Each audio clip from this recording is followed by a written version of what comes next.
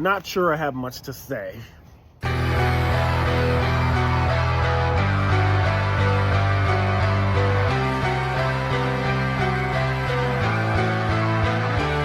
Welcome back to Everything Anime Podcast. I'm one of your host, Shinry, here with Everything Anime Podcast, talking about some anime, manga, video games, TV shows, and whatever relevant topics we're talking about.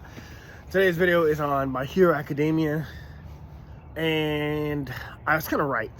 I said the battle would end in like 1 or 2 chapters, and I think I said this would be the last chapter that it ends, and we're definitely almost there. Like, they even confirmed it in the fight. In the middle of the fight, Deku's like, oh, this is, if I take down, Shigaraki here and now, the war's over. True. But also, the whole chapter is kind of just like a bunch of talking. It's kind of just a bunch of like, oh, we just have to hit him one more time. We have to. It's some kind of complicated thing where we have to get our blood inside of Shigaraki's wound to like transfer one for all to him, and then we can take him down, or we can open up that box that he's. I don't know.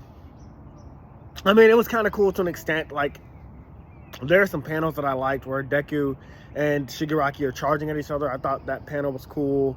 There's another panel where, like, when he first punches him, like, the door, the shield inside of Shigaraki, where, like, he's, like, the inner child is hidden away, the one that's crying. He punched him, and that door was opening up. And now, like, Shigaraki and Deku's memories are merging together, where, like, Deku is seeing, like, his interactions with the Legion of Villains, and the Shigaraki is seeing Deku's memories from his perspective, and they're kind of melding together. That's kind of cool, but again, this fight's definitely over next chapter. It's the war has been very rushed. I give my thoughts on that several times, so I'm not going to go back into that over and over again, but yeah, I'm not going to make a 20-minute video talking to you guys about the whole war when, I mean, we could probably do that at the very end, but I'm not going to make a 20-minute video out of nothing. Like, this chapter was 17 pages, but again, it's mostly about, like, Deku trying to punch Shigaraki one time, but to make it to where he can transfer his blood into Shigaraki or something like that. And then I don't know. I'm not really impressed with My Hero Academia, and I don't mind that it's a short manga. It didn't have to be a long manga or anything like that, because Dr. Stone's 200 chapters, I'm loving that. Solo Leveling's 200 chapters, I'm loving that so far. Yu Hakusho wasn't that long. I don't think Zatch Bell was that long. Though Zatch Bell might have been like 500 chapters. I'm not sure how long Zatch Bell was, but like I'm saying, there has been great short mangas. Shaman King, Grave Master, Fullmetal Alchemist. But this one had more potential because, like, you had a lot more characters, especially Class 1A, that you could have fleshed out. We could have done more missions, you know, or, like, what Naruto should have done, instead of using, like, Naruto, Sasuke, and Sakura, like, you know, put Naruto on different teams and let us, like, I mean, they did that sometimes, but some of those are filler episodes, but, like, do that more often so we get more attached to the other characters, things like that.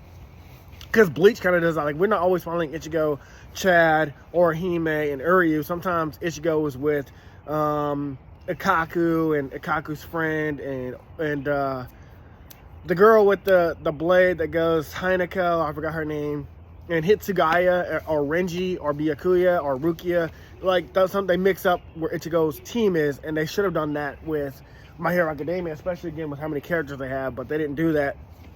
So I felt like that was a missed opportunity for My Hero Academia, especially Naruto, like mixing up its characters so we get more attached to all of them.